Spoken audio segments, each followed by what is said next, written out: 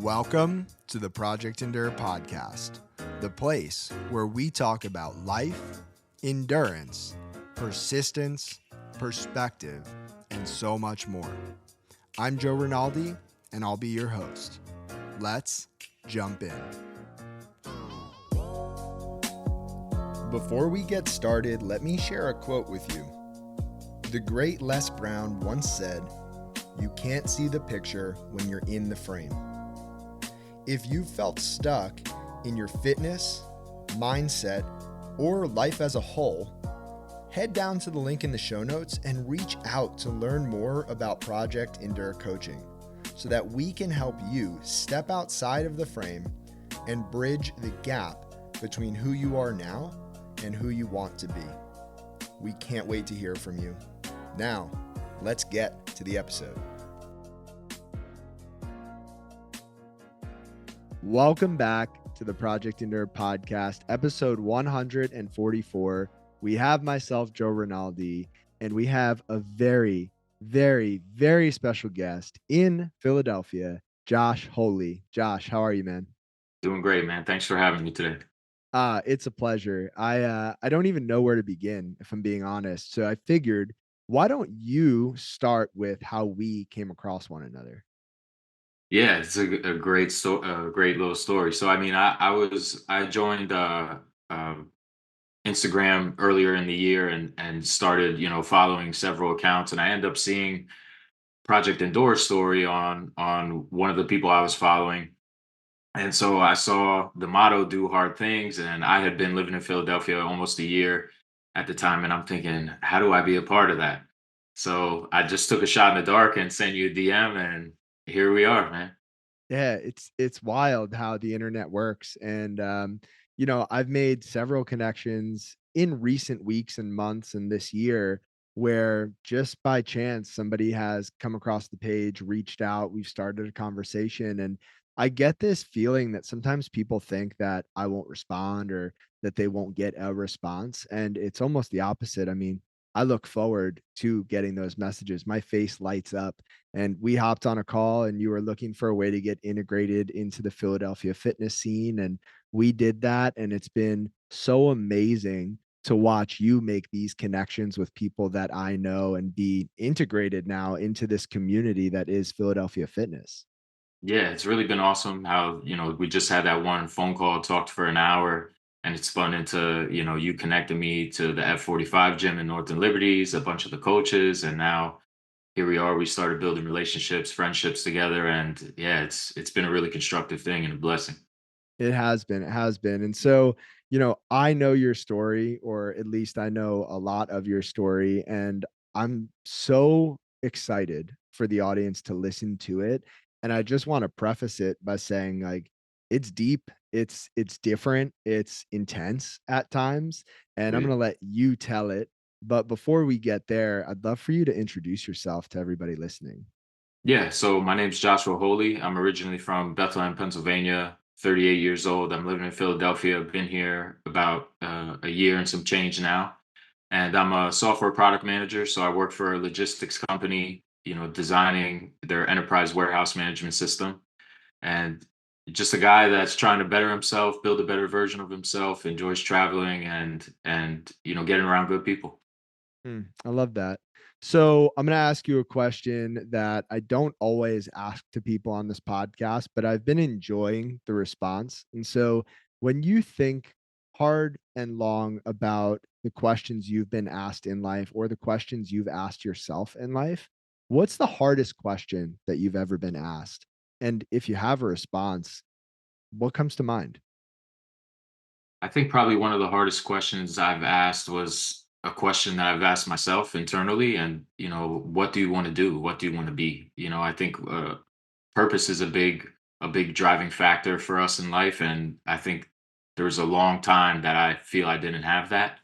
Mm, And when it came time for me to face that question, I think it took a really, really long time for me to understand how to answer that. So I would say, yeah, that was probably the most difficult question I've heard to mm. date. Who is Josh becoming? If you could give an answer to that, who is the man? Who is the person that you are becoming? Yeah, I think it's I've I've kind of come to a realization it's just a forever evolving person. I don't really have an end goal. I think the end goal for me is to just keep going because of the impact that some of my experiences have had on people and the fact that I could share those experiences. So for me, I'm just looking to become someone impactful, someone that people can look to and look up to, and just to be a good-hearted individual. And I think that the ripple effect of that is it can be a really major thing. Yeah. So with all that being said, man, I want to get into it. And I always ask, what's the hardest thing or the hardest circumstance that somebody's had to handle in their life that they did not get to choose? And I would love for you to somehow spin that question into the story that I know you are living. Yeah, so I think the hardest thing that I've had to experience, for me personally, was I did 5 years in state prison when I was younger. Went in there when I was 22 years old, came out when I was 27. But preface that, I came from a pretty long line of, around 16, started to enter in the world of crime, selling drugs and carrying guns, getting around the wrong crowd, fighting, and that kind of spiraled into a whole career of me doing the wrong things and going down the wrong path. So I'd say the years in prison were by far some of the harshest moments of my life. And so, if we rewind and start at the beginning of whatever it was that brought you to that season in prison, where did that begin? And I asked that question wondering if it began years before the act that brought you to prison. Yeah, it definitely did. So I mean, I was growing up, I was the only male in my household. I grew up with my mom and my sister. I had two aunts, a grandmother, so I was just around a bunch of women. And although I was a very nerdy kid and studious, and I did really well in school, I was always aware that I was the only male and that, there was going to come a time that I had to lead that household at some point. And, they didn't have anyone really protecting them. And it was, for some strange reason, I was aware of that at so young, even though I never had a male figure in my life. Mm. So growing up, I just was very studious. I love things like the alternative sports, skateboarding, bike riding, things like that. I was never into football or basketball or any of the majors. But I did have a solid group of friends that I used to hang out with. And, when you get older, you start to get in some mischief and some trouble. And when I was, 15, we we broke some windows at like a rival school. In the middle of the night, we were out. One of our friends had a license, so we were like all in the car driving around late at night, and we passed our rival school that had this little greenhouse, so we broke some windows, and we were caught on camera doing that, and that ended up getting us like a fine. And that's how I got introduced to selling weed, because I'm thinking, how am I going to pay this fine? It was like 600 or 700 bucks, and I knew some drug dealers at school, and I looked up to them in a way because they had money, they had people afraid of them, they were respected. And so I went to them and said, look, how am I going to, can you help me out? I want to pay this fine. And, they were able to hook me up and kind of introduce me to that game. Wow. And so that one night, that one decision led you to a place where you felt the solution to the problem was going to this group. And that was what started you down the path of selling drugs. How did that evolve from there? Well, that was the first time I looked at me, like me being in debt.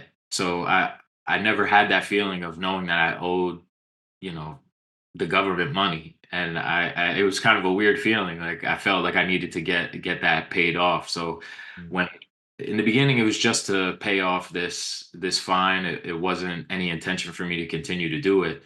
But I made the money so quick. I had a lot of friends. I was a nice guy, and I had a lot of connections, and everyone around me was smoking. I wasn't, my friends weren't, my close circle wasn't, at least.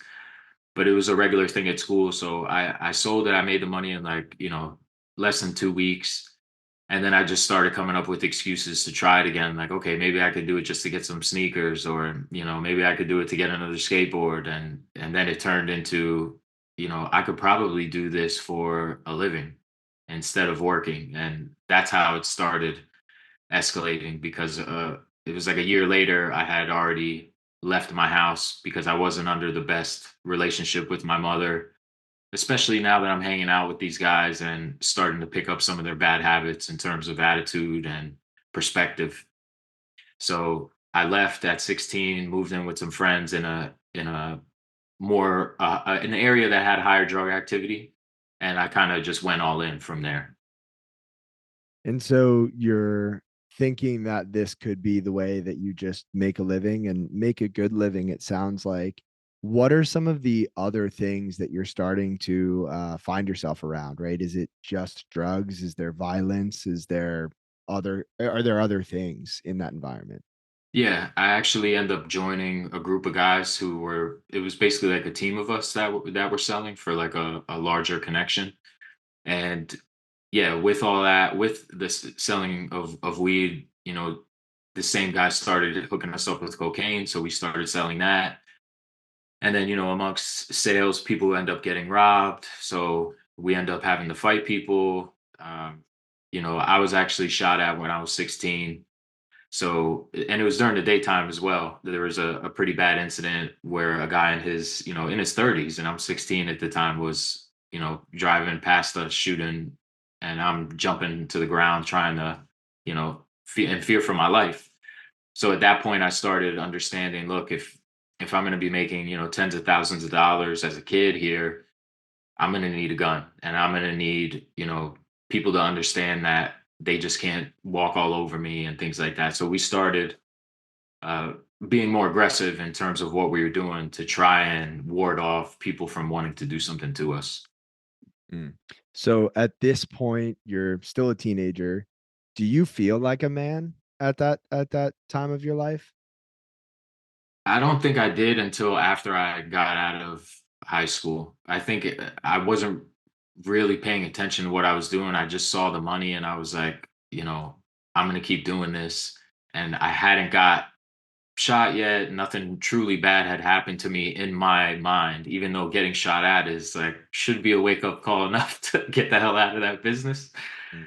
But yeah, once I hit 18, I think my mind started maturing and I started thinking, okay, this isn't sustainable. I think I need to get out of here. And I started to reach out to some family I had. Brother and my father was in California.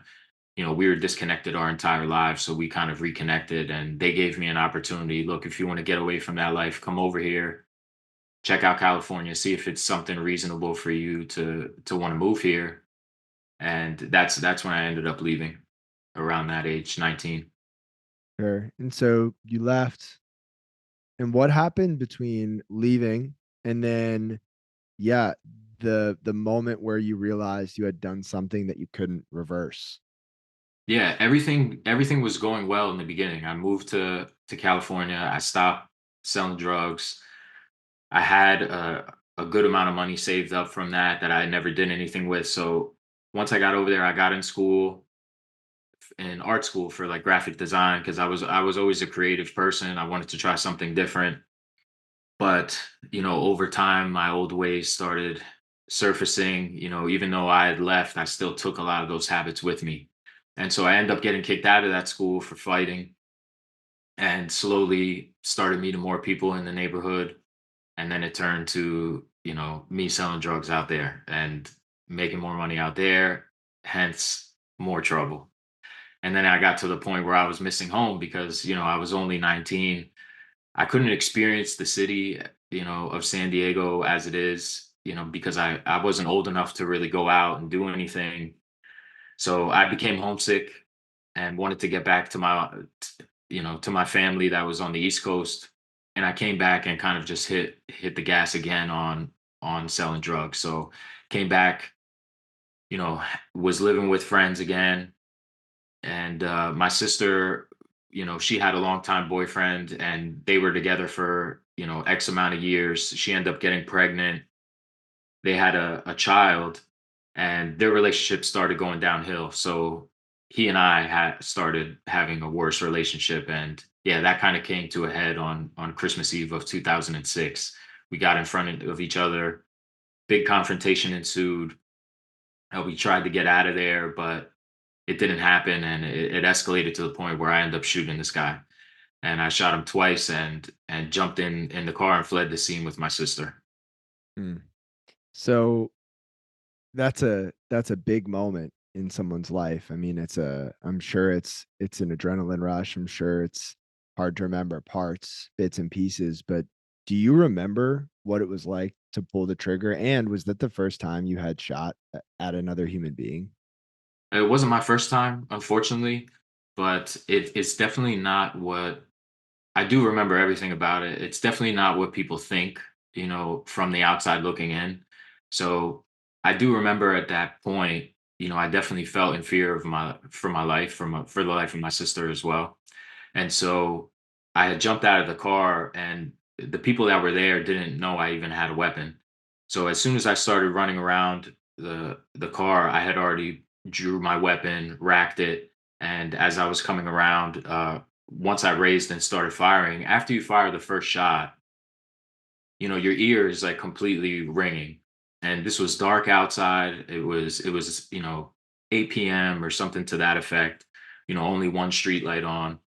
And as soon as I let off the first shot, it was like immediate screams, and it's disorienting. So you have to kind of collect yourself and understand where you're at, what you're doing. But I was, you know, because I had that experience of doing it, unfortunately, I was in the moment and I understood what I was doing, what was happening. And at that point, I was committed. So took another step forward, fired another shot. There was other people out there as well with him. So I was also worried about, did these guys have weapons? So I had hit him two times in the arm and the leg. But at the time, I couldn't tell where he was hit because, he just had hit the ground. And again, I couldn't see. And so I fired one shot in the direction of the other guys, and they kind of, you know, showed me in their body language they didn't have anything by, pushing themselves off. And I knew at that point, like, the situation was under control, although I couldn't hear anything. I knew where my sister was. I knew I was okay. And I just, she was going to get out of the car. She didn't even see it because it happened so quick. And I just pushed her back in and told her to hit the gas. And as soon as we did, because of the commotion already, people had already called the cops. So as soon as we had pulled around the corner, they were already speeding down the road. And at that point, I knew, I have to make a decision there. So I started taking the gun apart. We turned another corner. I jumped out of the car, told her she was never going to see me again. Because at this point, for all I knew, this guy was dead.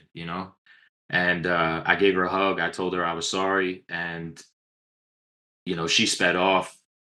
I threw the gun into the pieces. I threw it into a sewage drain where on this particular street that I had jumped out. That was the reason why I told her to stop. And I just remember this moment of me standing there, and I saw three cop cars flying down. And I just thought to myself, I'm far away enough now that there would be no way they would know it was me. So I took out my phone. I just stood on the edge of the curb, like right where they were at as they were approaching. And I just put the phone on my ear and start smiling and going like this, like if I was joking with someone. And all three just sped past me. And as soon as the third one did, it was like I just put the phone down and just all out started sprinting, like to get as far as away as I could. Wow. I mean, one, I appreciate you sharing all of that, and two, it's almost hard to imagine it. It sounds like something you would see in a movie, except in this case, this was your life, and so I'm imagining at this point you're scared and a bit overwhelmed, and just trying to decide what to do next. What do you do next after you distance yourself from that situation?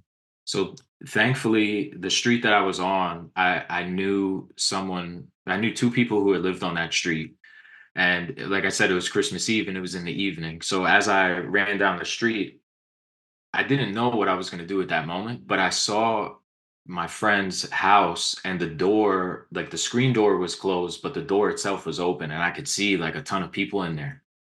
So Mm. I just walked up to the door, knocked on the door, and put on a mask, man. Like they answered the door. I said, "Hey, Merry Christmas. How are you guys doing?" And I'm hugging kids and stuff like that. And I pretended like nothing happened until I could, it was a couple, and the boyfriend. Once I saw him and I gave him a hug, I just kind of whispered to him, "Hey, do you have a second? Like I need some help."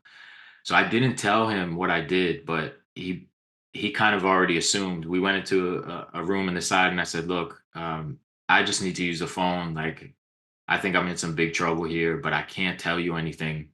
And he just understood and was like, "No problem." And I called a friend and kind of went through the same routine. My friend came to pick me up, and I told these guys, "You'll probably never see me again." And picked up my friend, and he took me over to his place, and I kind of hid out there until things calmed down because the next morning, by then, my face was already all over the news and I was wanted for an attempted murder.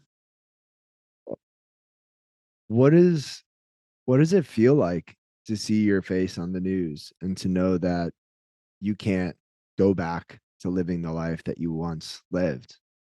Yeah, it was really surreal. I almost felt like I wasn't I kind of felt like I was just in my own body watching this happen. Like if like what my eyes were seeing was just me looking at a screen and watching this whole thing play out. It just didn't seem real. But for some reason, my mind at the time, again, it wasn't in the right space. And I had understood what I did, and I was just in a mode of, okay, we know he's alive now. Like now I need to make a plan. How can I get out of this? Like how much money do I have to pay him to not go to court? Like how much time am I looking at? I was quite ignorant to the law and didn't understand. So I called a lawyer the day after Christmas, and he told me, look, that charge, if you would take it to trial, that charge carries a 20 to 40-year sentence. So as soon as I heard those numbers, I just hung up the phone and looked at my friend and I said, I'm running. I'm running and going to stack as much money as I can until I figure out a different plan. And that turned into me being a fugitive for the next 13 months. Were there points throughout those 13 months where you had close calls where you almost got caught? Yeah, I actually so I had already prepared, for this in a way because of my past. So I had a bulletproof vest because, word had already got out and got back to me. His friends wanted to kill me for what happened. They wanted retaliation. I was definitely afraid of the police shooting me because whenever they would put me on the news, they would say armed and dangerous, and so I ended up getting a police palm scanner where I can, if I was moving around anywhere in the town, I could hear the dispatch if somebody had called in and said that I was there, and that had happened because I couldn't leave for the first few months because I didn't know where I was going to go. So I had no choice. I just stayed shacked up in a friend's attic for the most part and was still selling drugs to stay afloat, but just through a few sources. And I had my friend kind of making those runs to help me. He really stuck his neck out for me in a lot of cases. And yeah, I finally ended up linking up with some friends down in Texas and in California, and I decided to make that move via the bus to take myself down there, and because I couldn't fly, of course, because I was on like no fly list. Is is what I'm imagining is that you're in a constant state of fight or flight. I mean, probably not able to rest well, feeling on edge often.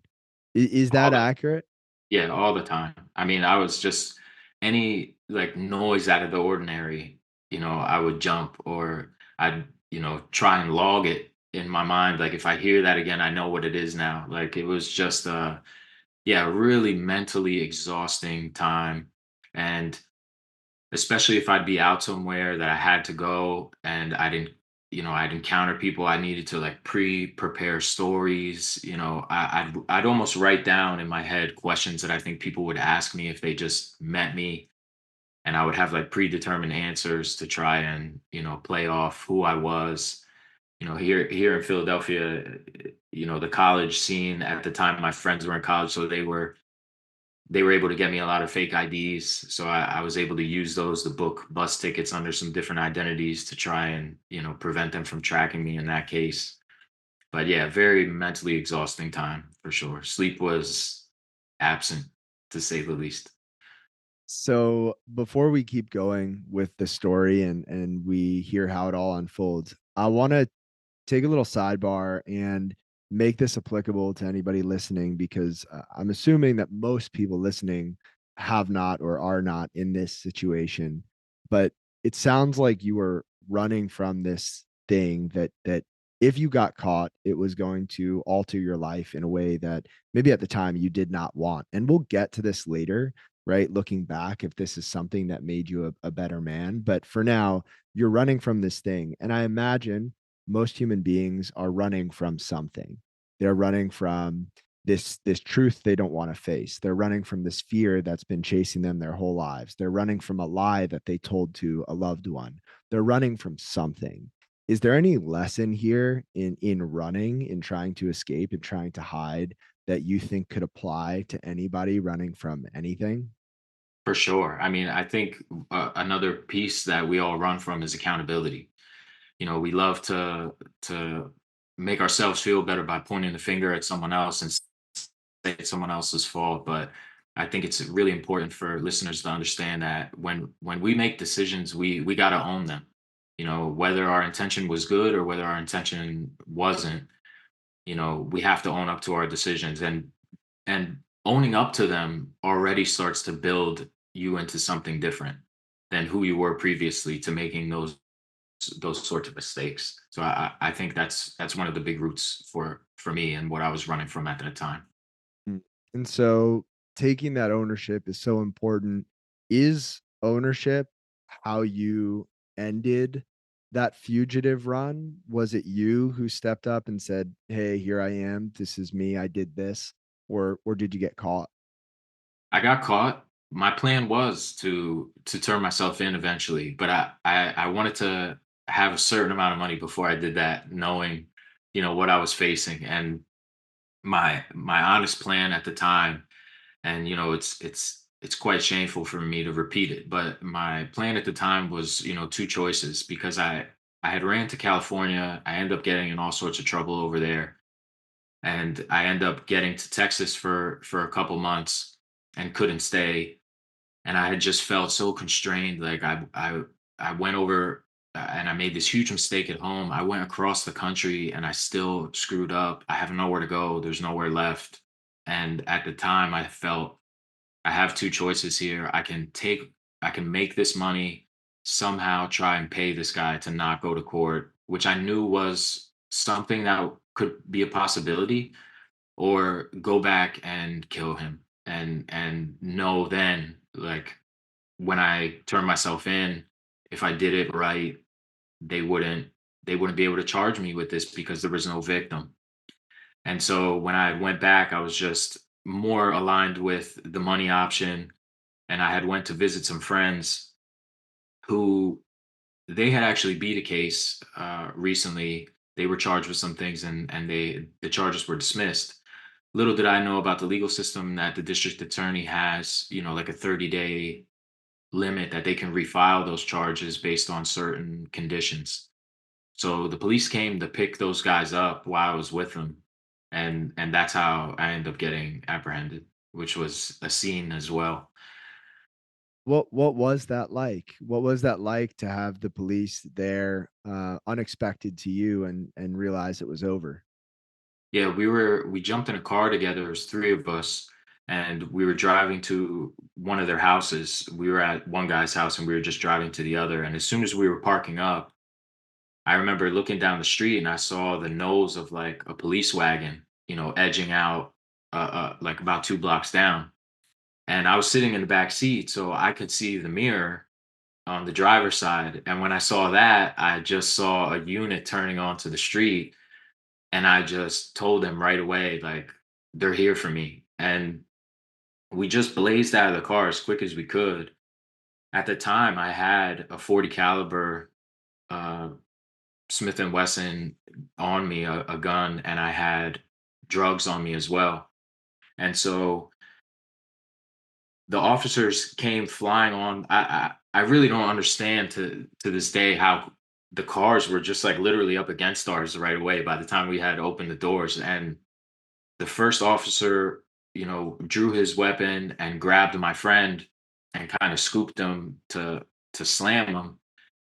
And somehow when the officers went for the second guy, like I had made it just straight through. Like no one even looked at me. And I was running up on the porch of my friend's house, and the timing of this was just unreal. His mom was opening the door, and she didn't even know any of this was happening. She was opening the door to come out, like she was coming out backwards.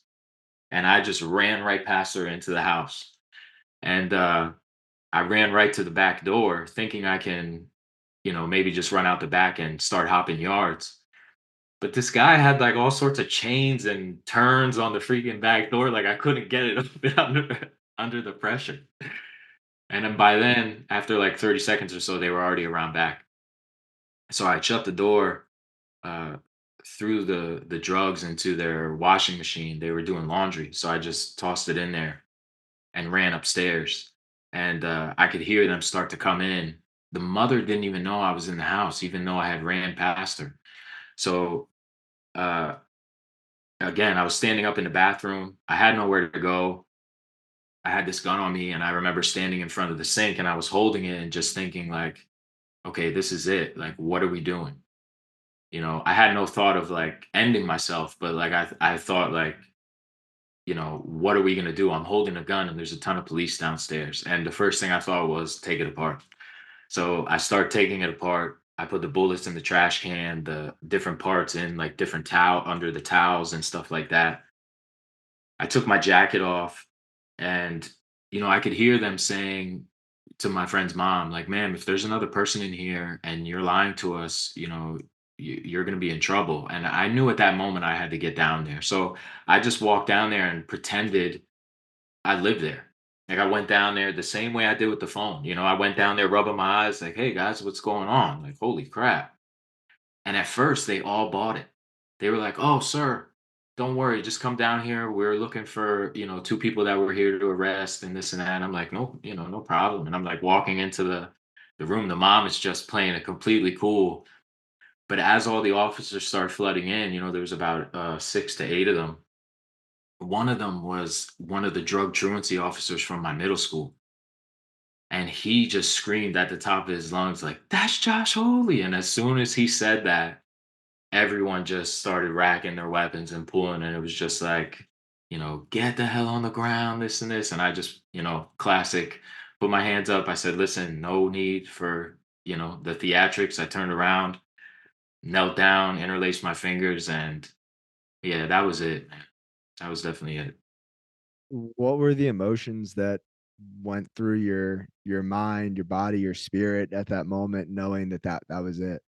Yeah, that was it. There was partial relief, but again, the way my mind works, I was thinking there's a gun upstairs, there's bullets up there, there's drugs in the washer, like, and they started moving around and started checking everything. So once they took me to the car, as they were taking me to the car, I asked the officer, like, "Hey, is your dash cam on? Is your body cam on?"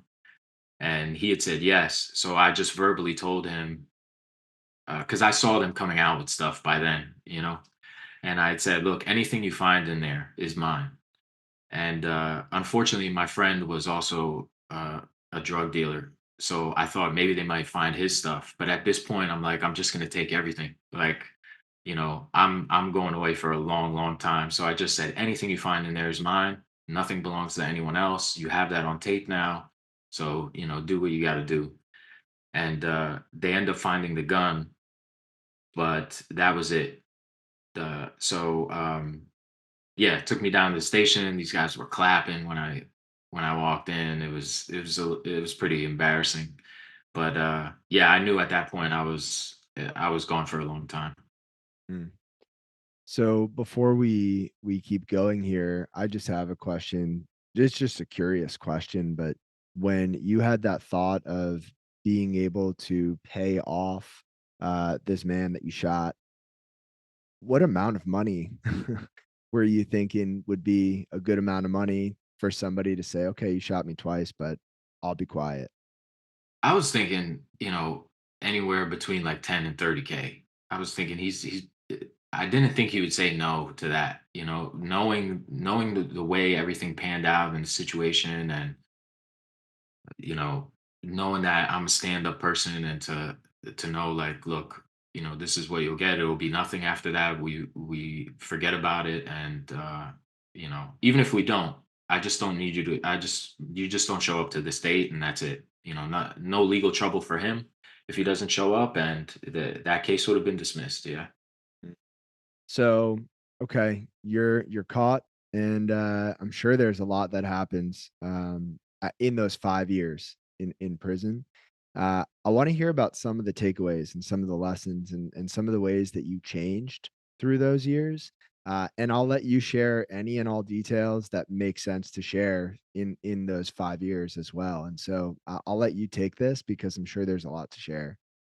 Yeah. I mean, to summarize it, I mean, it's a really terrible place, and it is a full-fledged storehouse of negativity. But I was a victim of that, and of that mindset. The first few years, I was getting in trouble. I spent some months in solitary confinement for fighting. I was, getting things brought in there that I could sell, tobacco, weed, and stuff like that. But it was after a couple years where I started really self-reflecting and understanding and asking myself, who am I? Am I really myself, or am I just like a product of these ideas and these values and these perspectives that society has kind of fed me as I grew up? And I started to go on like a journey of self-transformation where I started redefining what does everything mean to me? What does respect really mean to me? What does it look like? What does love look like? What does what is honor? What does integrity look like? And I started, I was always a believer in God, and I started, going down that road of building a relationship with him, and slowly but surely I just started realizing, you know, seeing the things that I'm seeing in there, whether it's people getting stabbed up, or, being in solitude, and looking at the guy across from me in the cell who hasn't seen a car since the 90s, and people are making fun of him for that and things like that. It just started like, I'm like, I don't belong here. This isn't the end for me. Like, and that's when I really started digging into who do I want to become, and how do I become that person. And I started, believing I could be that person. And that's what really started carrying me out of who I was, and started bringing me into who I was becoming. And I felt comfortable in that position, being that person. And that's when I could realize, okay, I could actually create things. It's not, if I want to be this particular way, I can be that way. It just takes time, it takes effort, it takes understanding. And so that was the journey that carried me out of that mindset and out of that life. There's a great quote, and I don't know who said this, but it goes, "The depth of a man is a limit only he can know, should he have the courage to explore into the dark." Or in other words, right? Like our limits exist in those dark places, and to be able to go there and explore there requires courage. But that is how we come to know who we are and who we can become. Do you feel like this experience, everything that you've shared, including being in prison, was necessary for you to become the person that you are today and are continuing to become? Yeah, for me personally, I definitely believe that. I mean, I don't think it's necessary for people to make those level of mistakes in order to get to their purpose and get to where they feel, like they're in that transformational state and understand who they are. But for me, I definitely felt like it was necessary, because I kind of look to what other catalysts could have happened out here. you know like I had said in the beginning, being almost killed should be enough, and it wasn't. And I think I really needed to be just kind of buried in a way, and really experience some loss and some harder pain than what I had experienced out here to start reframing that mind that I had at the time. My So friend actually told me in there, sorry to cut you off, yeah. told me this awesome advice, and I'll never forget it. He overheard me talking bad about somebody at the time. This guy was doing like 30 years. And he pulled me aside and he said, Josh, like, let me just tell you this because I got a lot of love for you. You know, I heard what you were saying over there, and that's fine, but don't let your heart get too hardened because it's kind of like you're crossing that busy highway. You can get across, but getting across there, it's a hell of a lot harder to get back. And he goes, it's the same with your heart. It's going to be hard to get it back to compassionate again if you continue on the way that you are. And I'll never forget that he told me that. So that was a big takeaway as well in terms of the things that I speak. Mm. And so you get this advice, you are doing this reflection, you're coming to this realization that you want to be this person, and yet you're still surrounded with this negative energy in this negative space with really no way out other than waiting it out. And that sounds like 5 years. Now, what did you do and what was it like to know that this environment was not conducive to the person that you wanted to become? And yet you had no choice but to be there.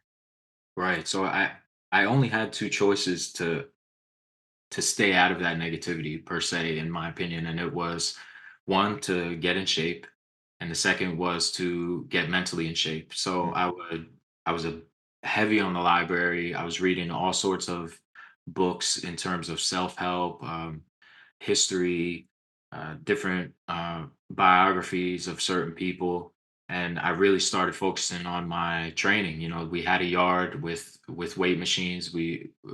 Calisthenics became my passion. We had a track out there, and it just turned into me getting up with a group of guys. Early in the morning, we went out every yard and started, disciplining our bodies. And we couldn't eat bad in there really because there wasn't really bad food in terms of we had bad food, but we weren't able to eat like cheeseburgers and McDonald's fries and all that crap, cheesesteaks.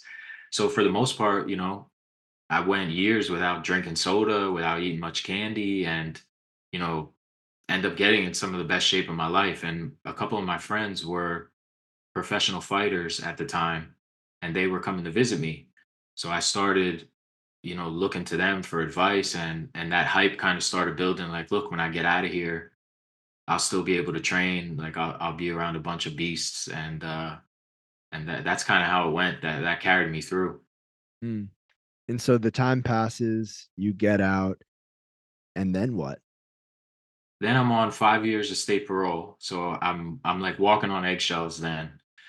And so I had linked up with my friends who were fighters. They took me down to this local boxing gym, and it was just an eye-opening experience for me because they were the first group of guys that I got around that I could see that were respected, they were disciplined, and but they were doing the right thing.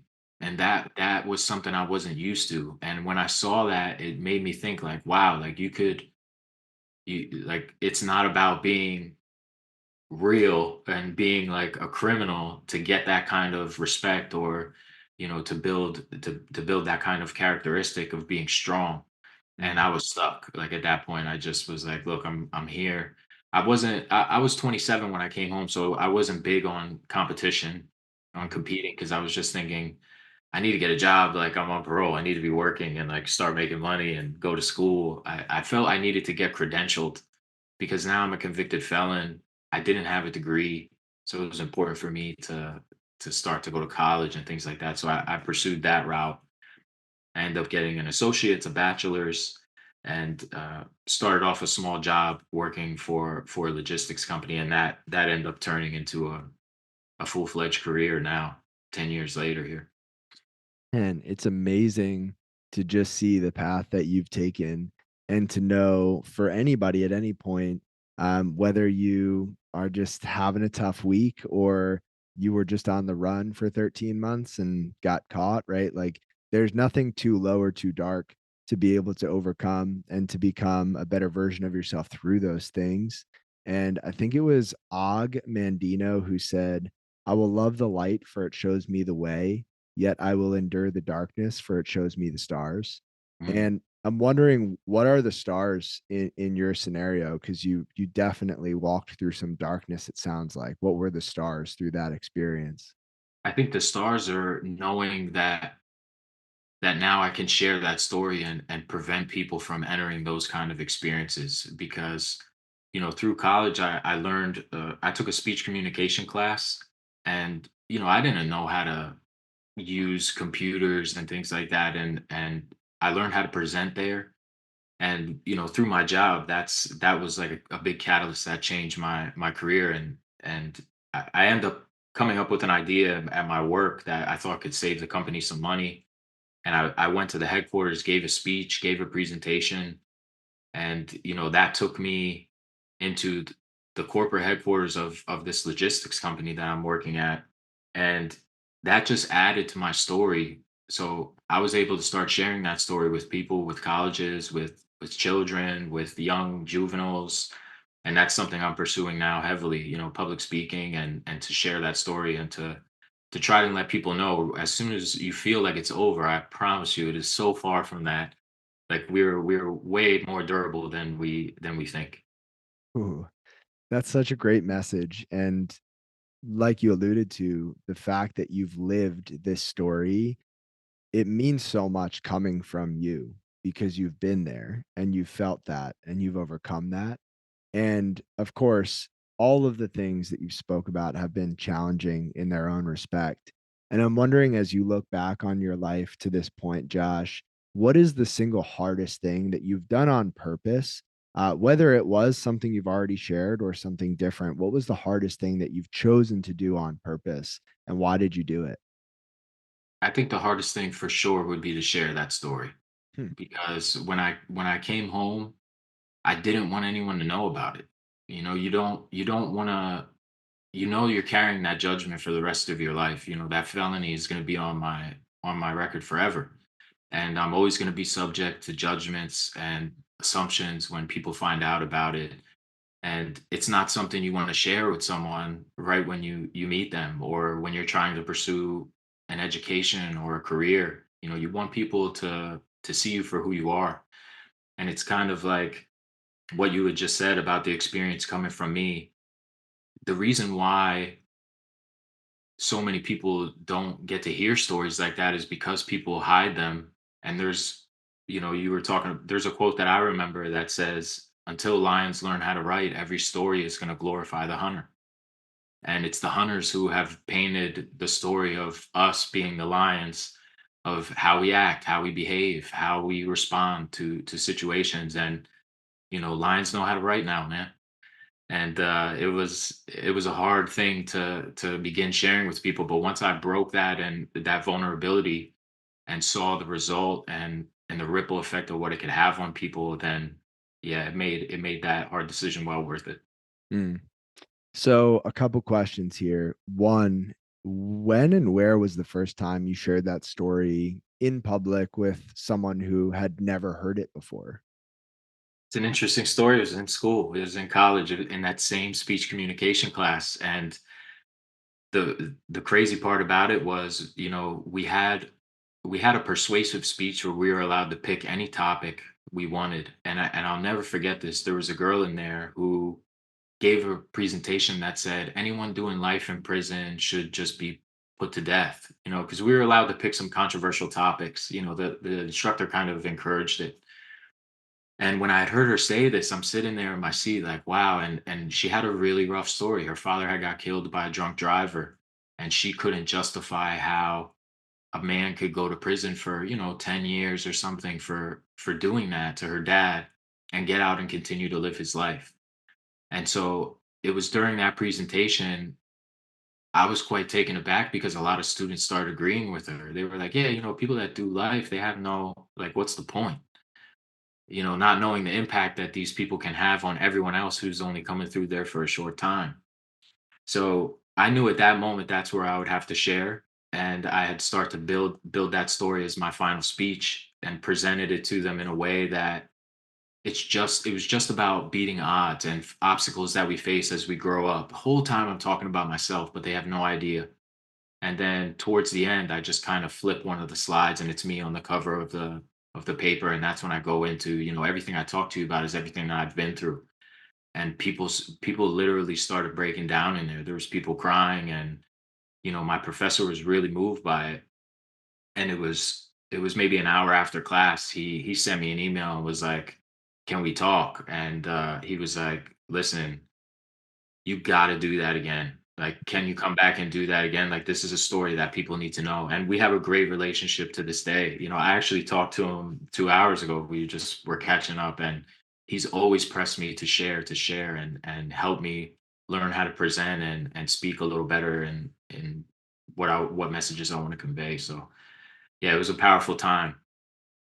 I'm so glad I asked that question, and I'm so glad you shared that story. That is so cool, and,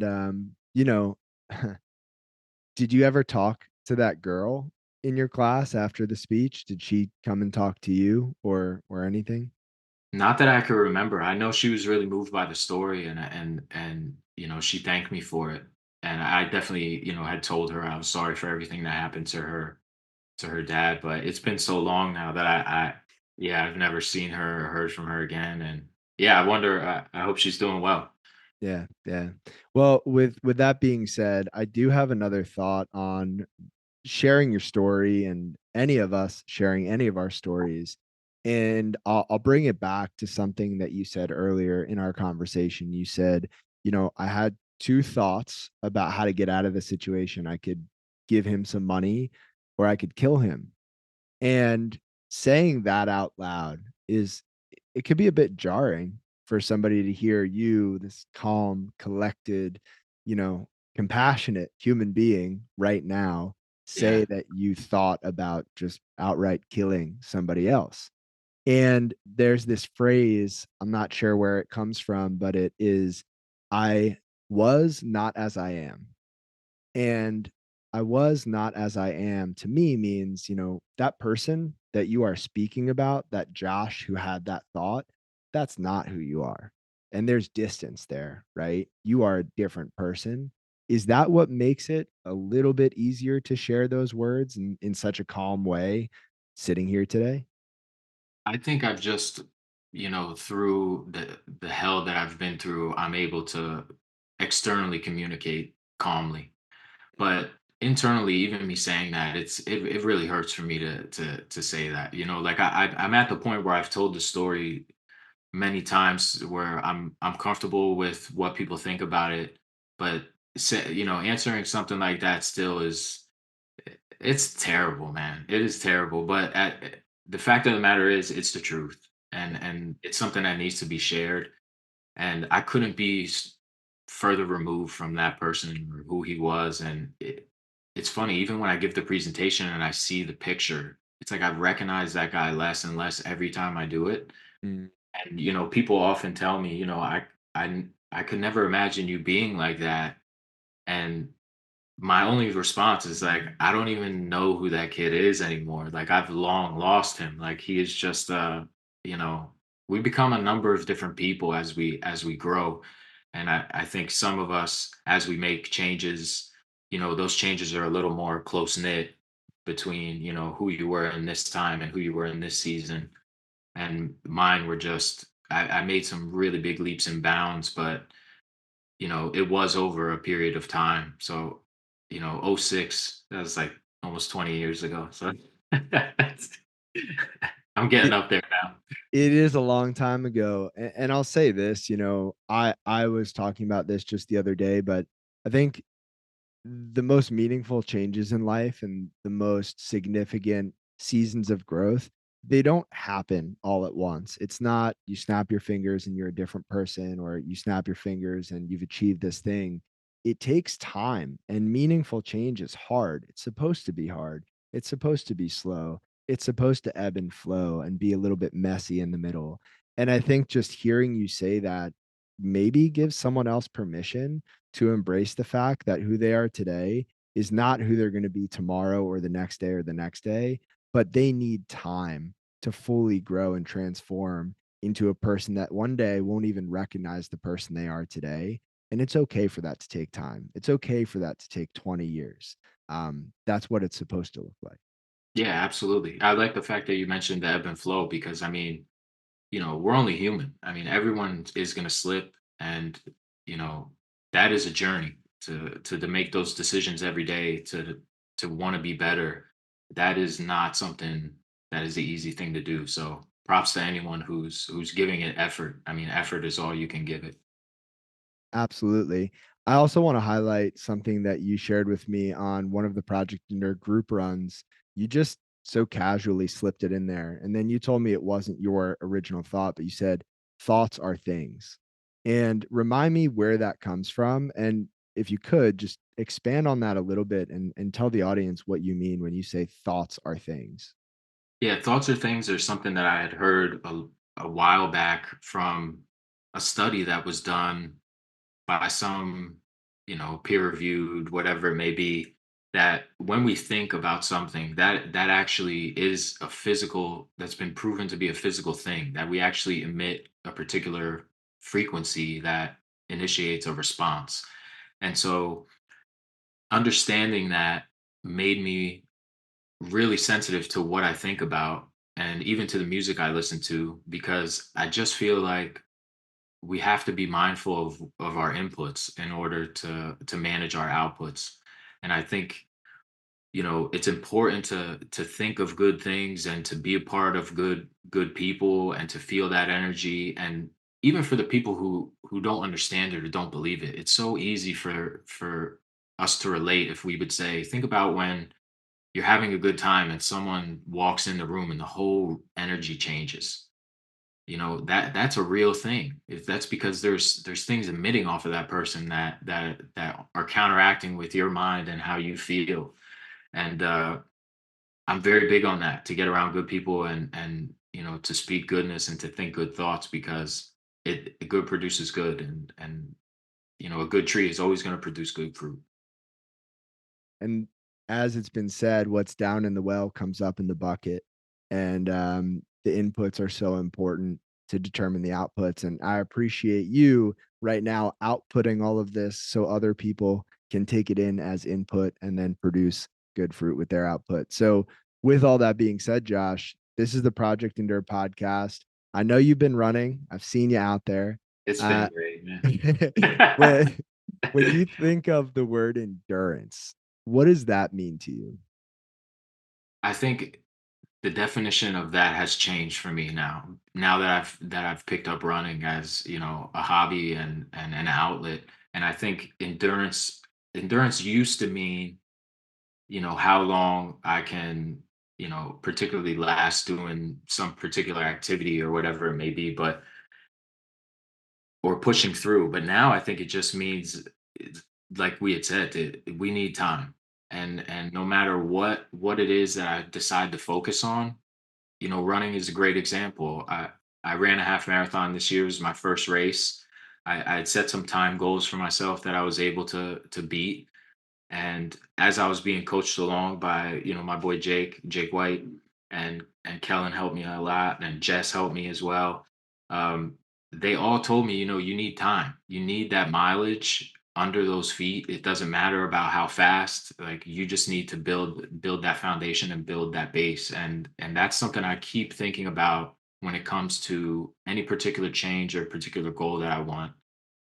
I need time. I need to endure through, because I've been through this before, just in a different in facets, and I know what's at the end of that hard work, and that's what endurance really means to me now. And I would add to that that just because it's taking time doesn't mean it's not working.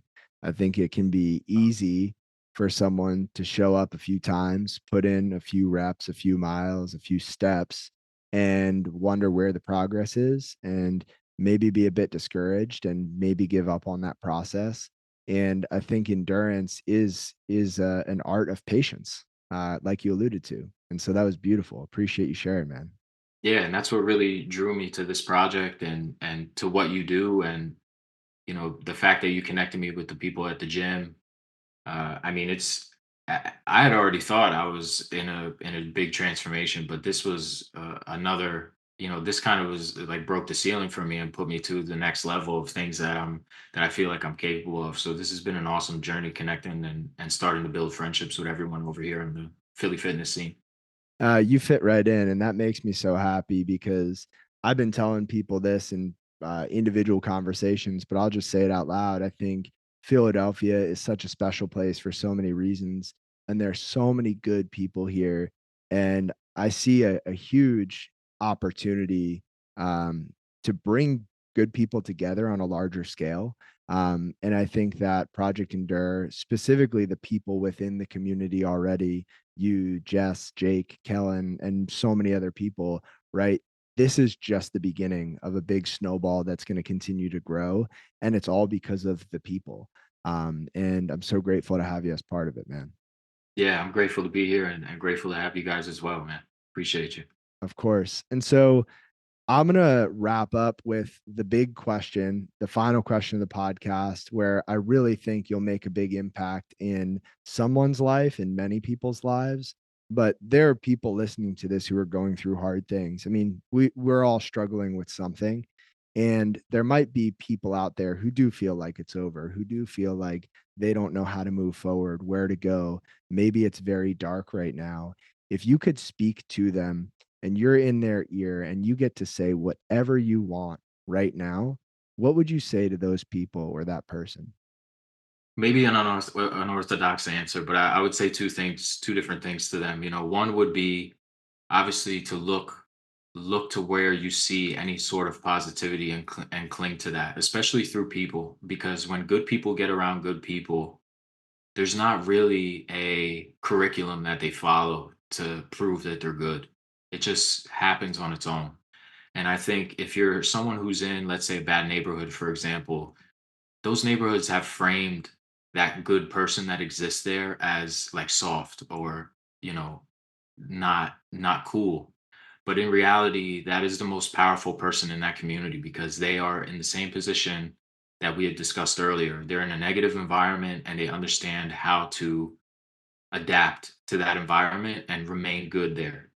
So that would be the first thing I would tell them. The second would be if you feel like you don't have those people, it's a strange answer, but it works for me. And it's to create that community inside of your head. Think about people that you look up to, that you would want to hang out with, that you'd want to be a part of, and what it would be like to have those people around when you're doing hard things, whether it's, just getting through certain projects on your job, whether you're stressed out. When I was training, I used to think about some of the fighters that I looked up to, and I used to be on the treadmill wanting to give up. And I would think if that person was running next to me, what would they tell me? Like, don't you dare start getting tired yet. We're just getting started. And I mentally do that in a lot of different ways. And I think that's another reason why I'm able to appear calm because I kind of don't view the problems I encounter in everyday life as real issues, in comparison to some of the things that I've been in the past. So that would kind of be the last piece of advice that I'd give to anyone listening is think about everything you've already been through. You're here. You're already here. You've made it through all of that. You have been here before. You just need to realize that, you can push through that and find the right avenues to do so. And, and Josh, if somebody's listening and they want you to be part of their circle in their mind, and maybe even further than that, they just want to say thank you and actually have a conversation with you, where's the best place for someone to do that? I would say Instagram. Yeah, I'm very active there. I'm active with everyone who DMs me. I do my best to respond to everyone. So guys can follow me there at November KNOW_VEMBER.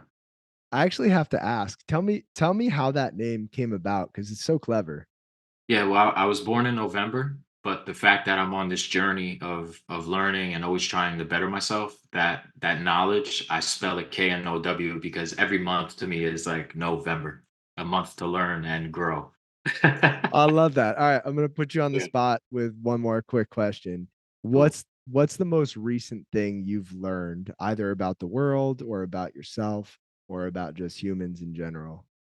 I think the most recent thing I've learned is that I thought I had a certain level of confidence about the things I was capable of, and really reflecting and going through what I have with preparing for the race and trying to, invest in myself and in my health.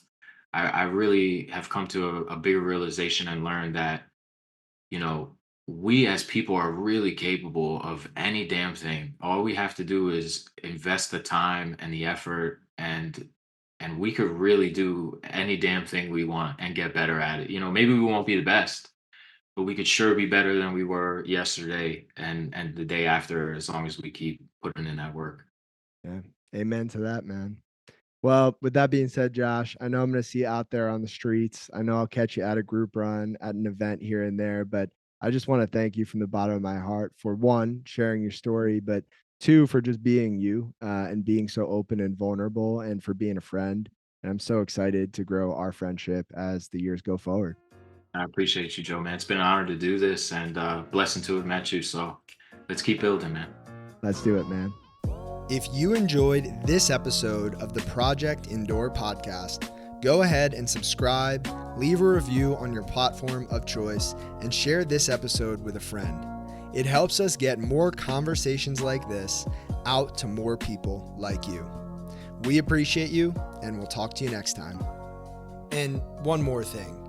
If you're looking for a community of people all striving to be better together, check out the Project Indoor Hard Things Club. The link is in the description below.